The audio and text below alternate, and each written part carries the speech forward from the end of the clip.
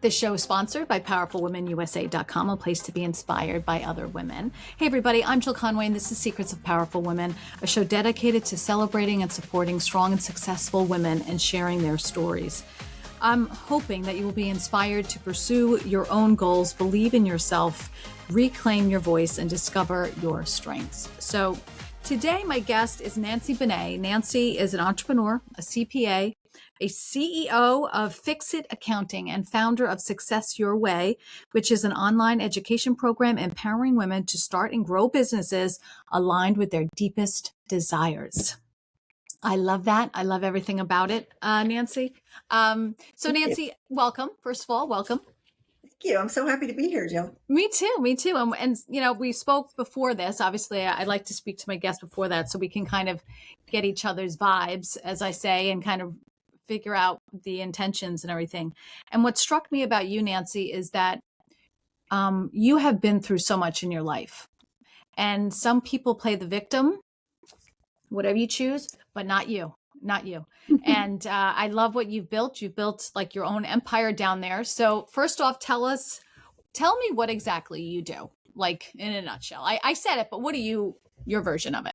Yeah, well, as a CPA, I get to help small business owners. It's what we do. We're small business taxation and we get to help them grow their businesses basically. And I really love that. It just is part of my heart to help others because I failed so much in small business and I didn't understand why I was failing and I didn't know what I need to do to keep from failing. And I have those answers now. And I really love being able to share that with our clients and with anybody else who wants to listen because it's just part of, I think being an entrepreneur is one of the greatest things that you could do for yourself as personally for personal growth, because it requires you to step outside of your comfort zone every single day, all the time.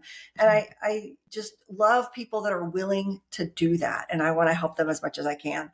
So that's what I do on the CPA end side. But then I have been saying the same things over and over and over again in the CPA firm to people starting businesses.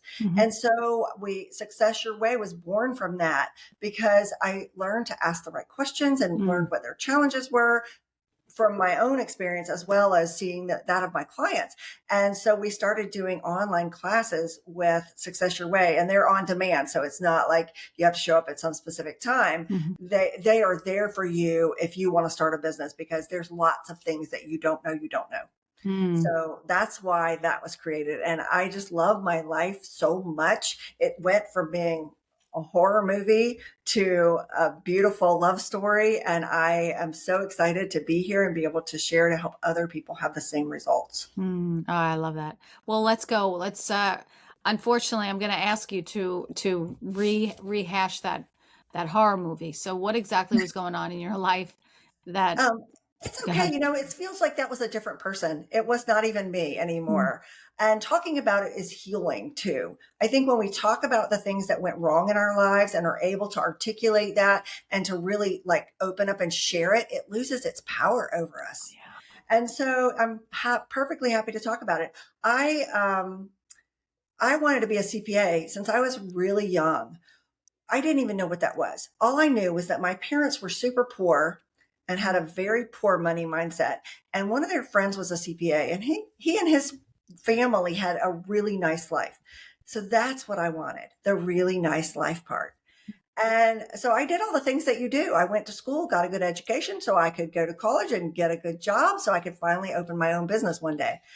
And everything went great. And I did perfect in college, really high GPA, all the things. I was good at accounting. It fit my personality and everything was good until I got the good job.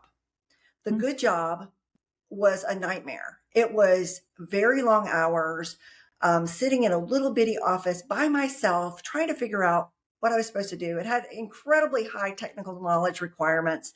And I hated it so much. So I thought, well, I don't know, this isn't going so well. Let me figure out what to do next. And I got a job offer from a client to be the corporate controller at this manufacturing facility. And so I said, well, this has got to be better, right? So I jumped ship and go over there. And it wasn't better. If anything, it was worse. And I was miserable. And I just decided I did not want to live my life in misery. So Wait, I, let me pause you there. Let me pause you there. So what was so awful about it that you were like, this is not who I am? well, the guy that ran the place was very difficult. And I knew that going in. I just thought, I get along with him pretty well. We can make this work. But he was Mm, my boss. mm, You just yeah, can't even imagine the craziness that came from that man. yeah. And so that was really difficult. But Mm, also, the it was owned by a company in Sweden. This company was owned by a foreign company, and the requirements were just really high. And there was always a lot of pressure. yeah. And I wanted to have children, or I had one child at that time. I didn't want to be under constant pressure Hmm. like that my whole life. I just didn't feel like I had wanted to be an entrepreneur. I wanted freedom. I wanted to be able to make my own decisions. I wanted to be able to write my own story, if you will. And that wasn't it. I was being told what to do. I was really super pressured environment. And so I just did not like that. So my next move was to quit that job and go into business with my husband, start a new business with my husband and stay at home with my children. Because by this time I had the one child, he's probably like 2 or 3. And then, pretty soon I started having more children because I ended up, when I was 45 years old, divorced, 5 business failures, 4 children by myself, and $650,000 in debt. Wow. So it was a pretty bad place to be. But when you're in that space, you have to really take a look at yourself. And that's what I did. I was Mm, like, wow, how did I get here? And I had been blaming everybody else. Oh, yeah. well, it's his fault, or it's her fault, or it's the economy, or. I really had to take a look inside. And that's the moment of my life when I stopped being a victim. Mm, Because you said you're not a victim, but I was before mm, that. mhm. I stopped being a victim. And that was the most empowering thing I ever did for myself. I said, I made every choice in my life that put me in this position. And so I'm going to fix it. Mm, And I did. And it was incredible the amount of energy that came, if you will, just from that decision. mm, Worlds open up. I had people that helped me immeasurably because I opened my mouth and talked about it. Again, when you start talking about a problem, it becomes not secret anymore. And so it loses its power. And that's what happened. And pretty soon resources came to help me. And it was beautiful. I mean, it was not easy and it did not happen overnight, but I did get through it and I did figure it out. And those skills of getting through it and figuring it out serve me so well today and have since that time. yeah. So I wouldn't ever say that I wish that I hadn't gone through that because it was so positive in so many ways.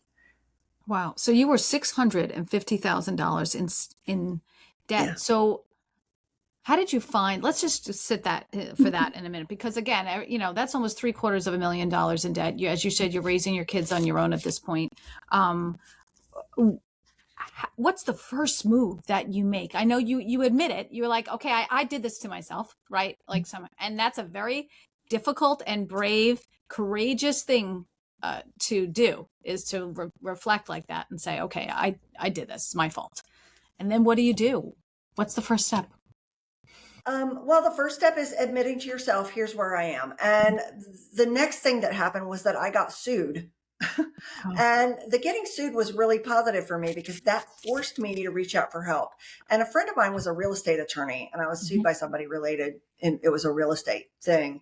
And I had to go to her and she was somebody that I had a lot of respect for. She was young. She was so successful. She was a single mom. I had a lot of respect for her. And it was really hard for me to go to her and say, hey, I've got this problem. Is there Yeah. something you can do to help me?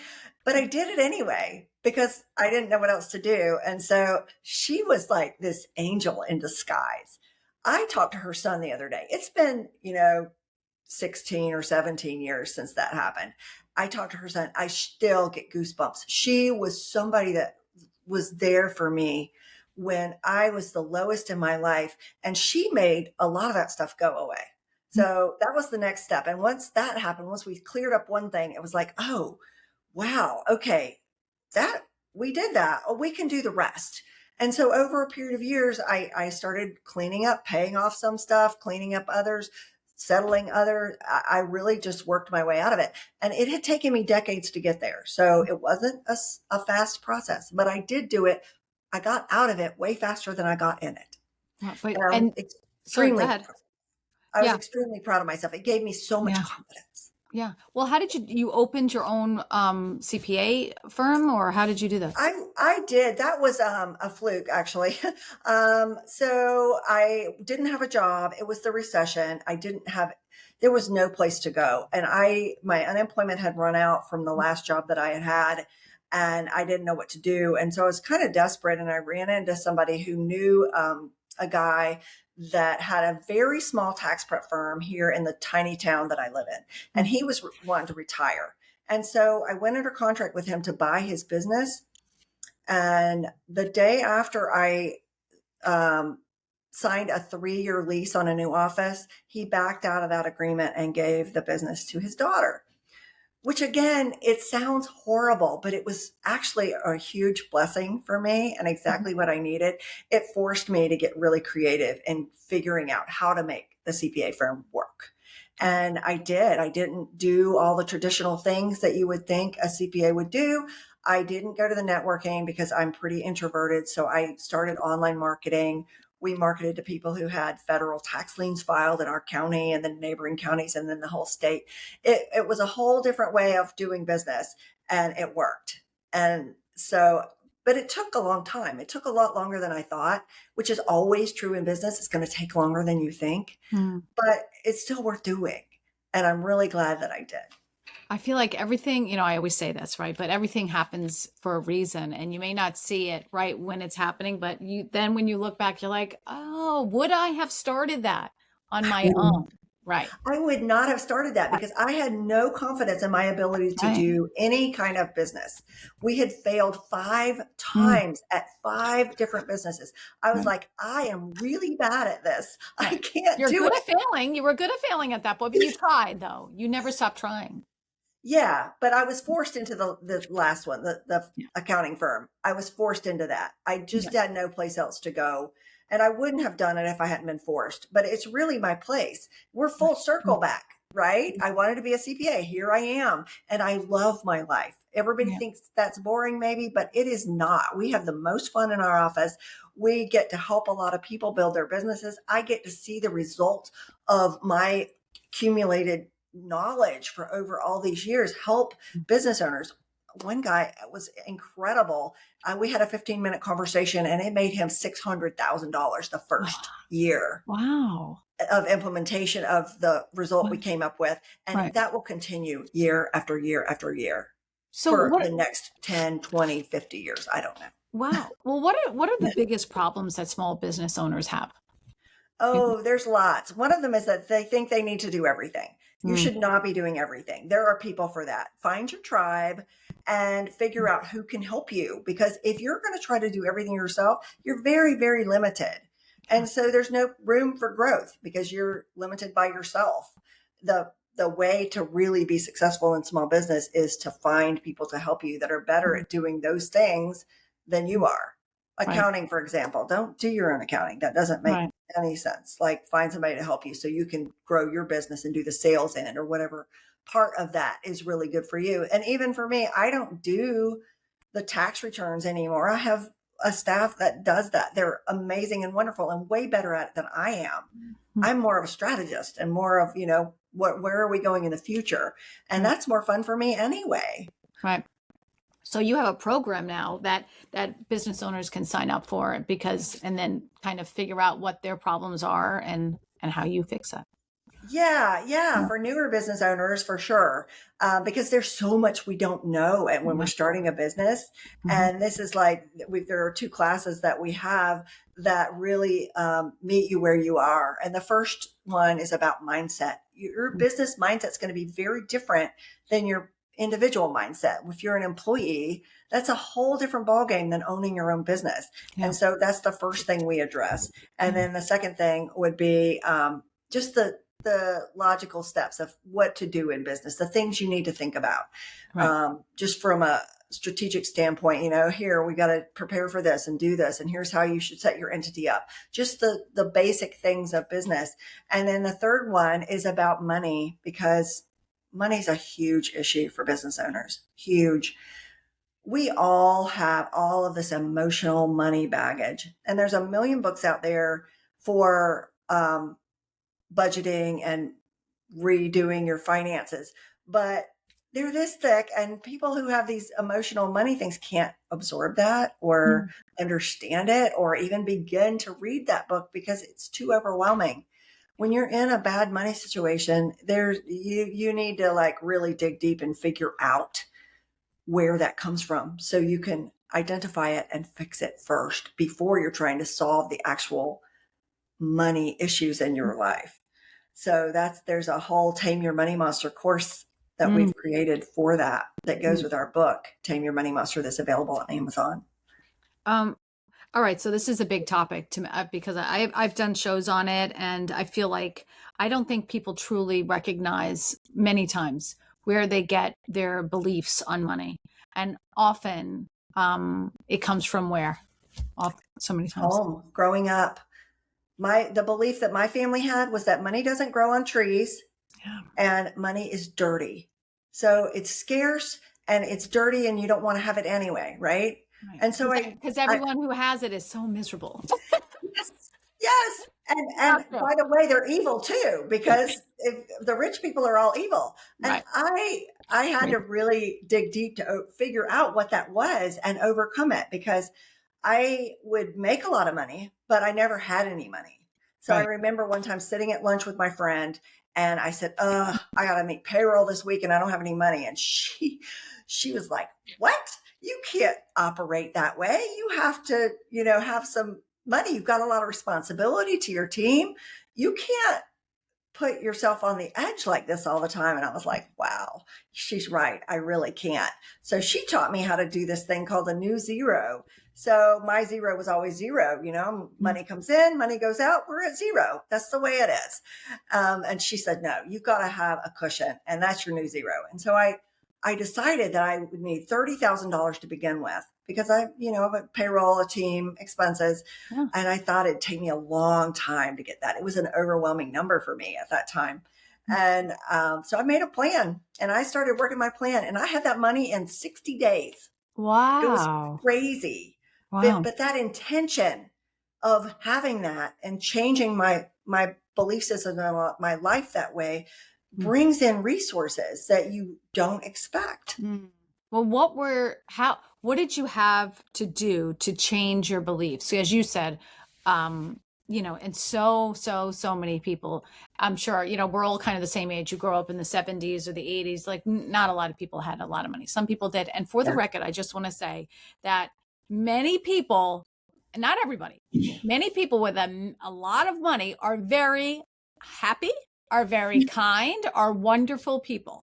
So like that whole lie that was told to us was just, it was just a bad sale, Yeah, where did that even come from? I don't understand it at this point in my life. Like how did the money label somebody evil or bad or unhappy? I don't know. I find that it provides opportunity and ease in my life. And I really like having more money than less, for sure. Right.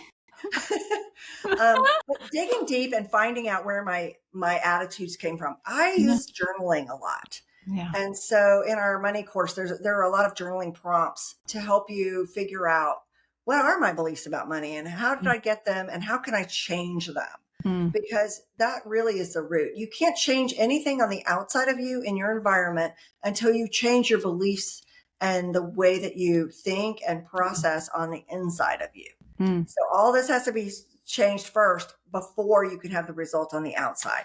And so I've always, for the last probably 20 years, I've had that belief, and it's true.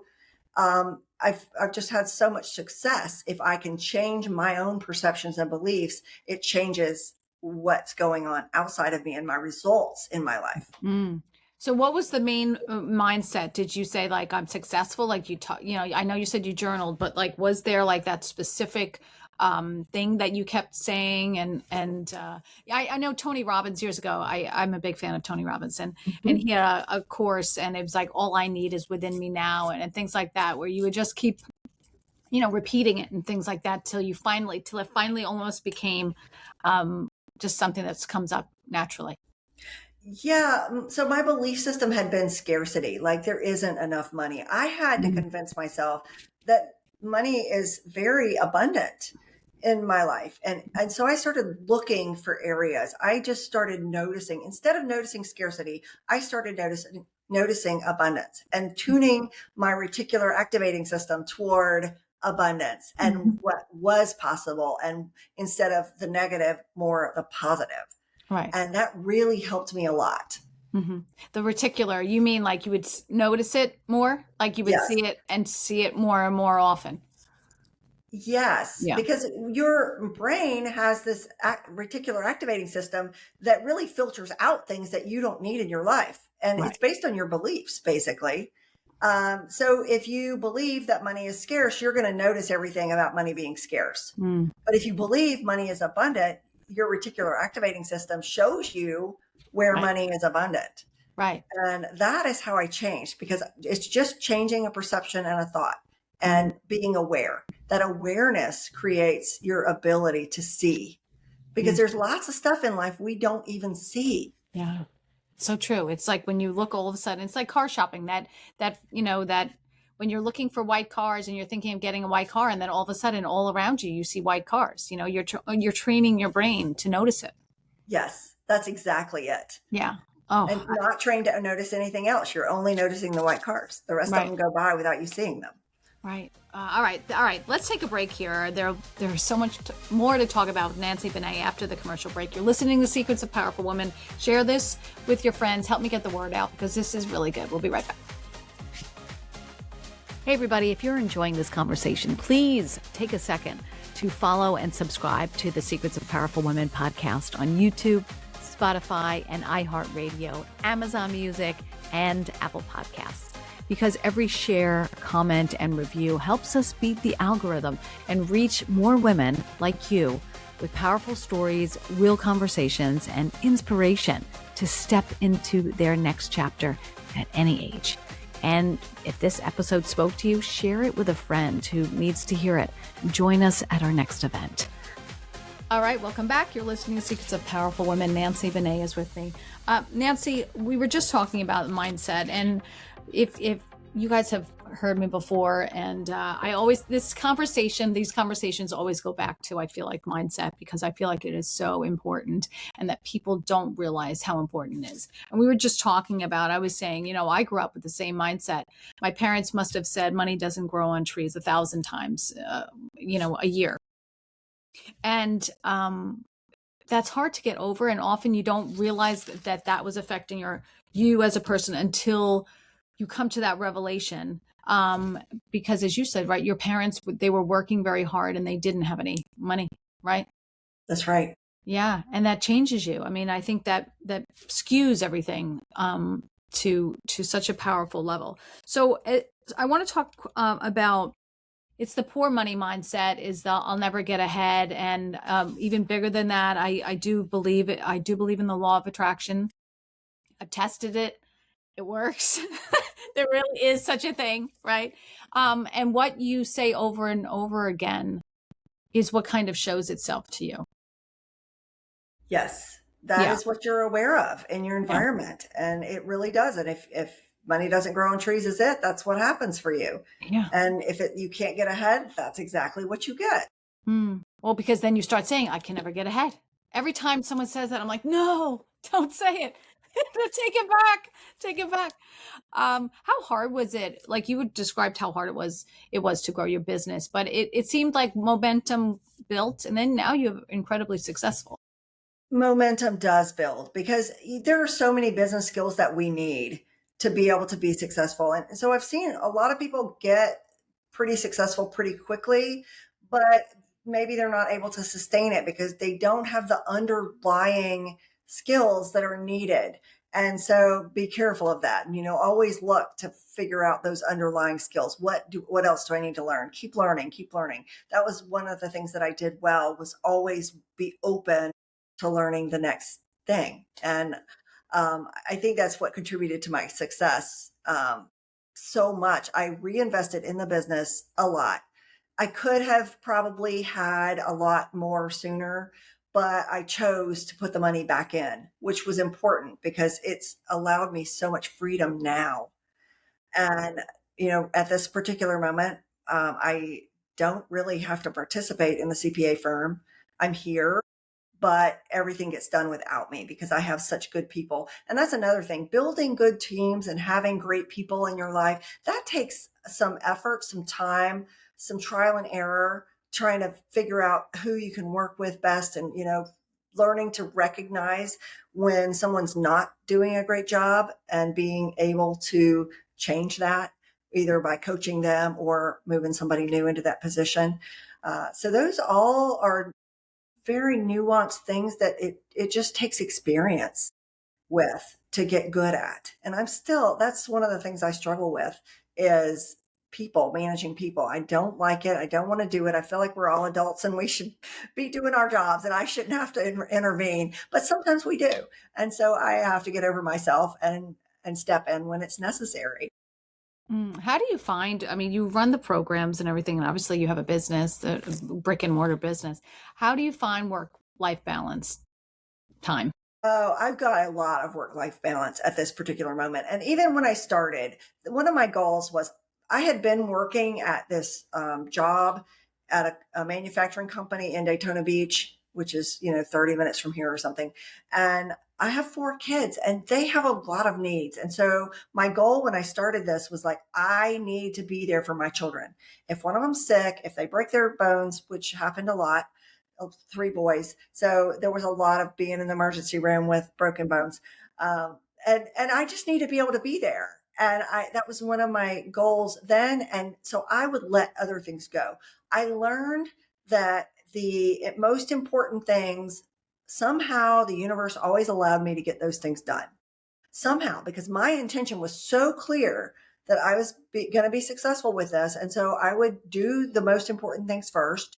And if something else fell through the cracks, I just let it, because you can't control everything.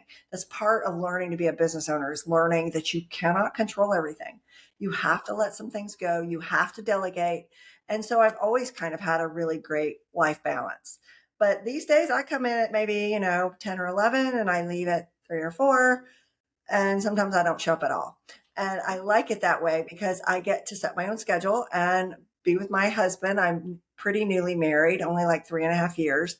And so I get to do what I want. And we adopted a dog a couple of weeks ago and I get to spend some time at home with him.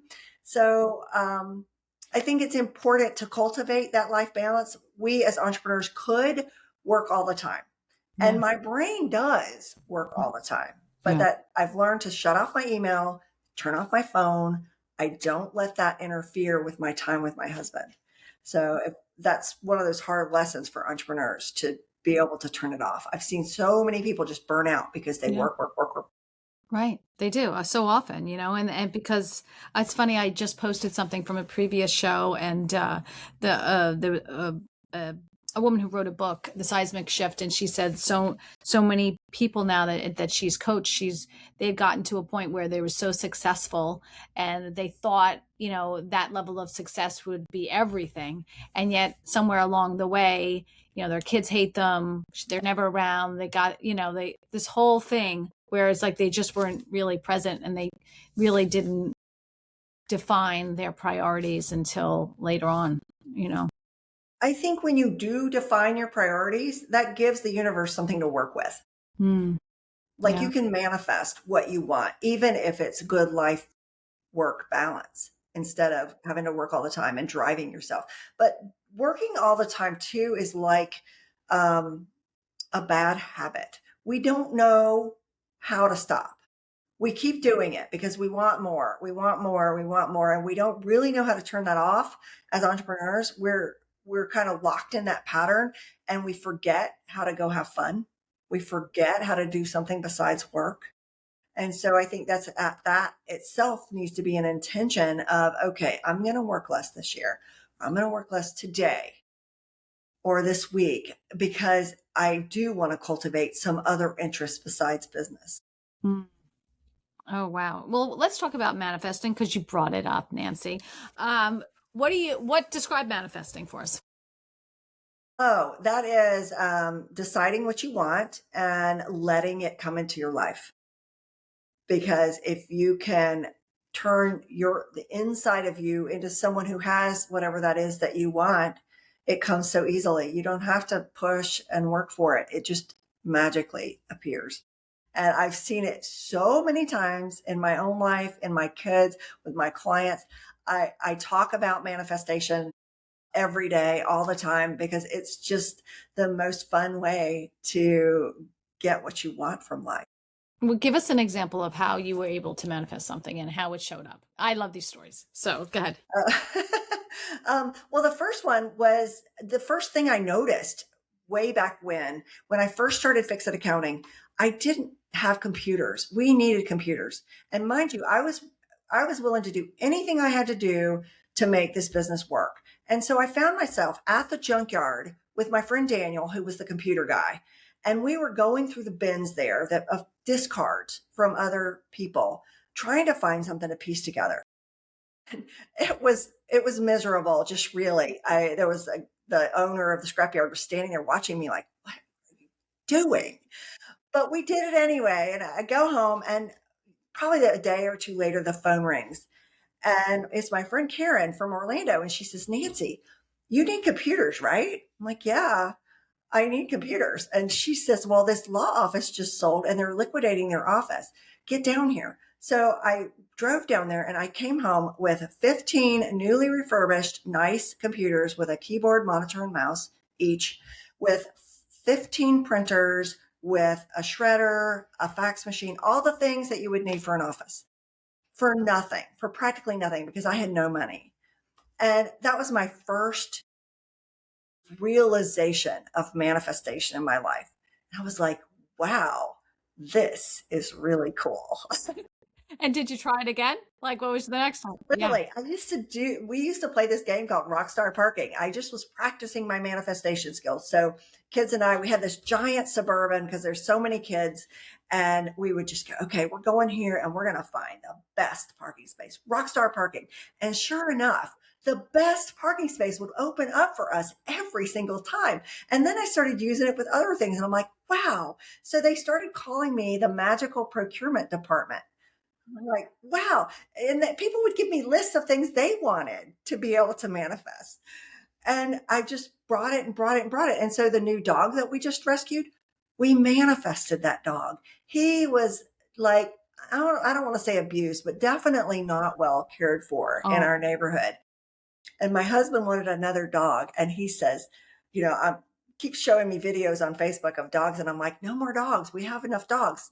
Forget it. And so pretty soon in 3 days, we had 2 lost dogs come to our house. And we've never had lost dogs before. 2 lost dogs came to our house. We found the owners. And I said, you've got to stop manifesting dogs, please. But if you're going to manifest a dog, manifest that dog down the street that's not well cared for.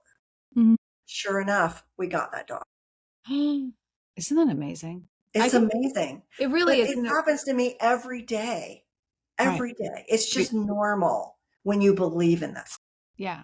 Well, right. I mean, and that's the thing. Some people don't believe in it and say that's crazy, out of her mind. But I invite everyone to start and not doubt it. Listen, I love the Rockstar Parking thing. I think that's fantastic. I see a new book and you call it Rockstar Parking. I'm going to start using that myself. I love that because it is true. Once you start just expecting it to happen, yes. I think. Yes. And really listen, I could go all into it because I'm really into this stuff, but like when you feel the feeling of it all have already happened, like, yes. Yes.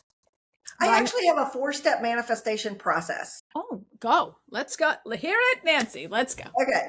Here, the first one is to intend what you want. You have to have a clear intention. The universe Yeah. can't work with anything but clarity. You Right. clear what you want, not a Right. specific house, but just clarity of what you want, not necessarily how you're going to get there. Just, I want this. Then you have to like manage your internal state, because what happens inside is what you get outside. So you need to become that person that has whatever that is that you want. And I use gratitude to bring that emotion. I have gratitude, intense gratitude that I can feel in my body and emanating from my body. And I do that all the time. It's just a habit now, because when you have gratitude for what you have, more can come to you, right? And that's managing your internal state. The third one is to take baby steps. God can't move a parked car, right? So you have to take steps toward what you're doing, but they don't have to be big, giant steps. You don't have to have it all mapped out. It's just like baby steps every day. Don't put the pressure on yourself, just little steps. And the fourth one is to release whatever that is, because, I said manifest that dog, but I didn't go, did you manifest the dog today? Where's the dog? I want the dog. He needs to come here today. No, I just said, you know what? Let's just manifest that dog. If we're going to get a new dog, that's the one we're going to have. And I let it go. When you let it, with that releasing, it's like a float in a pool. If you're going to go toward the float and try to get the float, it's going to go away from you. But if you relax and just let it go, it floats right towards you, right? And so that's what I did. And now we have this beautiful dog Oh my that, God. by the way, has every problem. We've, had to do all the things, Yeah. worms, ear Oh, infections, other oh, infections, all the things. But he's a happy, wonderful dog. And we're so happy to have him. oh, that's so cute. My lab used to have a lot of ear infections, and I had to change the food. That for me, that I found out much later that was part of it. Um, Talk to me about when you say manifest, because I want to be really clear for everyone listening. And some people might say this isn't for them, but try it. Okay. When you say, let's say the type, I want this type of house, right? And you say you have to see yourself there, like already. What does that mean exactly? Like, what gratitude steps would you say, for example? Oh, I use a lot of visualization with Okay. that. And Okay. I imagine myself in the house. What would I do with the house? What features do I want? What decorator do I want to work? How much acreage do I want to have, and why do I want that? I will imagine myself with the horses in the barn, in the pasture. Imagine the lake. Imagine whatever it is. Like, Mm-hmm. my husband's a really good cook. I want a giant kitchen because we entertain and he likes to cook for people. And I want whatever that is for him. So I imagine what that is. And I have incredible gratitude for it before I even have it. But having that gratitude for what you don't have yet, and just imagining that you do have it, and imagining that you're the person that does have it, somehow brings that. Yeah. And I am so grateful every single day, because I have like big, fat, beautiful miracles in my life every single day. I love this. Everyone, we need to learn from Nancy, because I think I feel she's speaking the truth as far as I'm concerned. So, uh, let me ask you this: when you were creating what's it called, Success Your Way, what were you looking to, like, hoping to fill in the gap there? Like, you were hoping it's not specifically for women, so it's for everybody, right? We market it to women, but it is for Yeah. everybody. It helps Yeah. anybody and everybody that Right. wants to be in business for themselves. It came because I would talk to people, and I'm limited obviously with my time, but I'm talking to new business owners, and they're like, oh my God, I just am so happy to find you, because I've talked to other people and nobody was willing to share this information or had the information. And there was so much gratitude and need for that, which is why we started the classes. And I don't have to work very hard, and I'm a worker. I'm like, I enjoy creating things. And so me and my friend got together and started doing it. And it's just been so much fun. Right. Right. Well, I mean, the whole premise is creating. I know you said it's something specific. Creating a special, like a specific way of um, to help women find their passion or find something that Yes. they like, right? Yeah, How? because I think we'll start businesses, which I had 5 failed businesses, right? Mhm. But they weren't my place. They weren't what I was supposed to be doing. We have to find alignment. We have to find out what's for us. And that takes us, instead of taking outside messages from everybody else saying you should, would, could do this, whatever that is, we need to find out who we are and what we want in our lives first before we start a business. I think it's really important to get clear on how we want our life to look because let's be honest, if you're going to buy start a restaurant, a convenience store, buy any businesses like that, that's a 24/7 responsibility. And do you want your life to really look like that? Yes. Maybe the barrier to interest to entry on a restaurant is pretty low, but is that what you want in your life? Yes, you like cooking, but do you want to have to do it Yeah. from 6 a.m. until 9 p.m. every day? I don't Right. think so. Right. We need to really get clear on what you want, not what somebody else told you should do or what you should. Mm.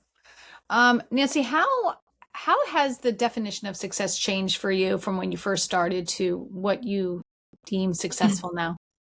Oh, yeah. So success is a lifestyle for me now, and it doesn't really have nearly as much to do with money. Yes, money is important, but I want my life to be what I want my life to be. I want to have happiness in my relationships.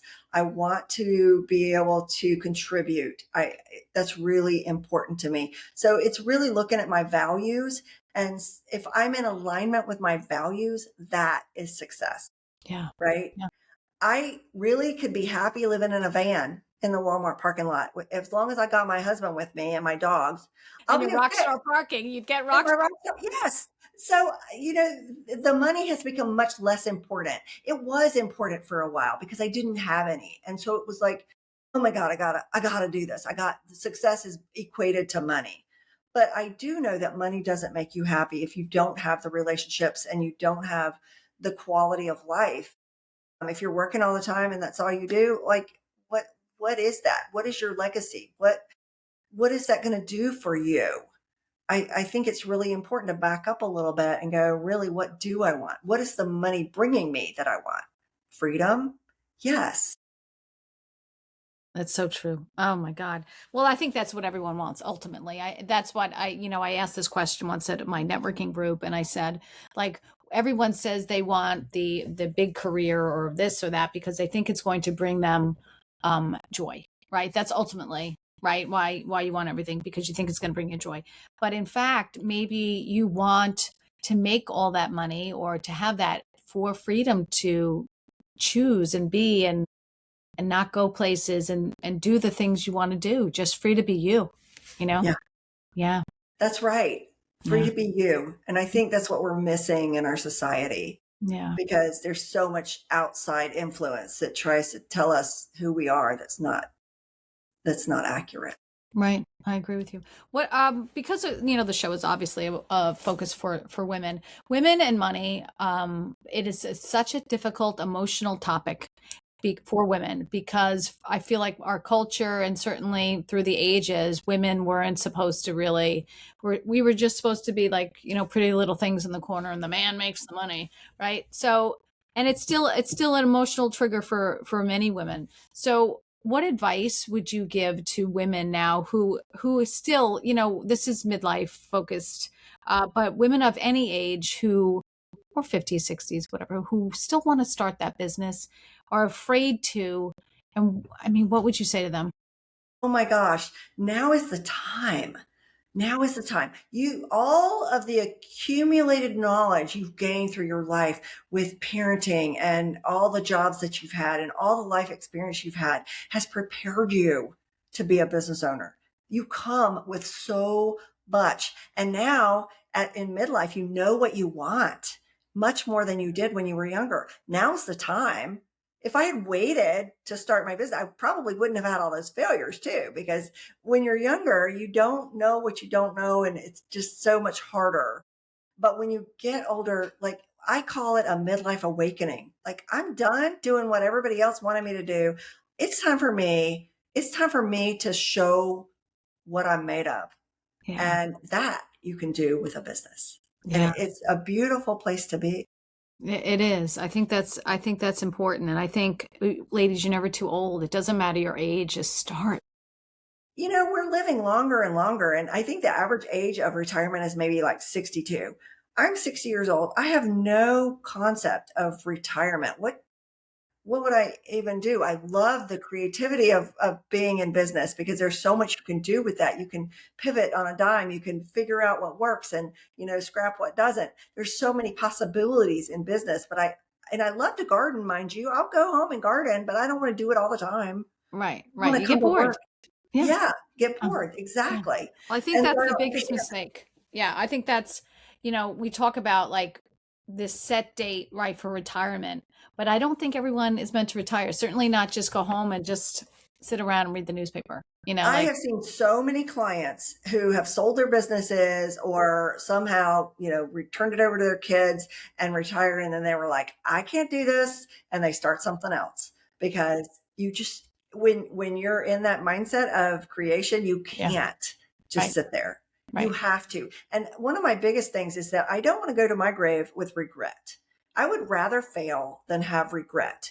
And I think as we get older, we have more of that mindset of let me try this. We've got more confidence to try something new. Right. And we've got more ability to reach out and find our people that can help us. Right. Well, and what's the worst that can happen? It could fail. Yeah. And then you Well, start again, right? But you'll never know until you try. well, failure is just information.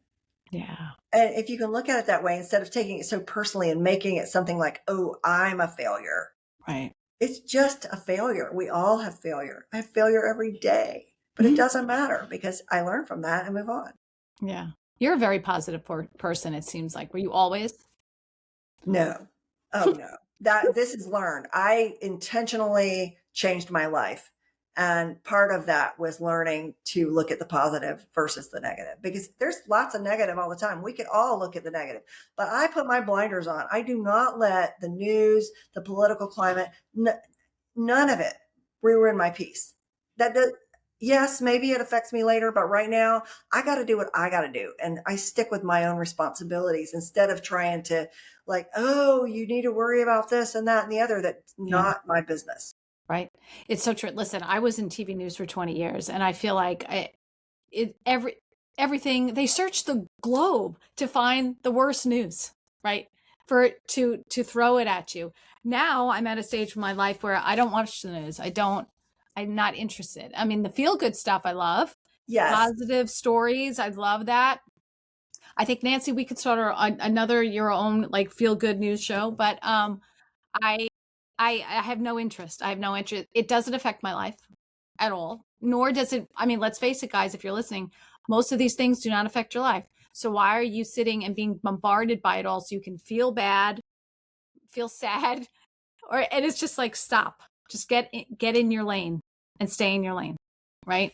Such great advice, Yeah. really. Well, I always think about, what do they do for you've heard it, the racehorses. The racehorses put on blinders, right? And they go forward.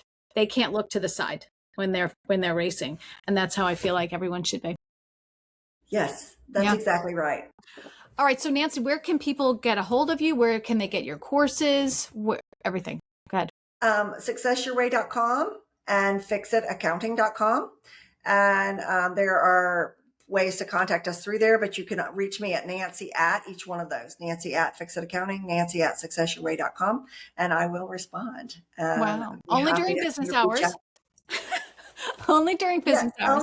I don't take my phone home, or if I do, it stays on the counter and I don't look at it. Really? Really? You don't even look at it. You put it on the counter. I Oh, wow. really don't. If somebody needs to get in touch with me, they know to call my husband because I I want to be with him and my animals and my children, and I don't really wish to be bothered. That's nice. Yeah. That's a nice way to be. I feel like everyone should do that. At the end of the day, leave people alone. Let them just go home and be, Yeah, it's you know? important to be with your family because that makes them feel loved and valued and heard. Yeah. Oh, I love this. All right. So Success Your Way and Fix It Accounting. You guys, I think this is a great conversation. As you know, and as I've said, we often go back to mindset because what I've learned through the years as a reporter, and certainly through this almost 100 episodes, is that every successful business owner has a can-do, positive mindset, and they make a decision like you have, Nancy. That's it. That's what it's going to be. That's what it takes. Yeah. I love it. All right. So that's it for us. Big thank you to Nancy Benet for coming on the show and sharing her incredible story. Thank you for coming, Nancy. I really appreciate this time. Thank you for having me, Jill. So much fun talking to you. Yeah, I feel the same way. You're going to have to come. I'm starting, as I mentioned, I'm starting a community on school. So maybe Nancy will be a guest speaker one of these days and we can bring her on. I'm just starting it. So I would love it because then you get live questions, you do a fun stuff. So that's it for now. I'm Jill Conway. Thank you for listening to a show celebrating incredible women like Nancy. I hope you're inspired to pursue your own goals, believe in yourself, and dream bigger. Your voice matters and your story can help others. All right, that's it for me. I hope you join me next time. Share this podcast with a friend and follow us on Instagram. Thanks, everybody. And go buy Nancy's course. Thanks, everybody.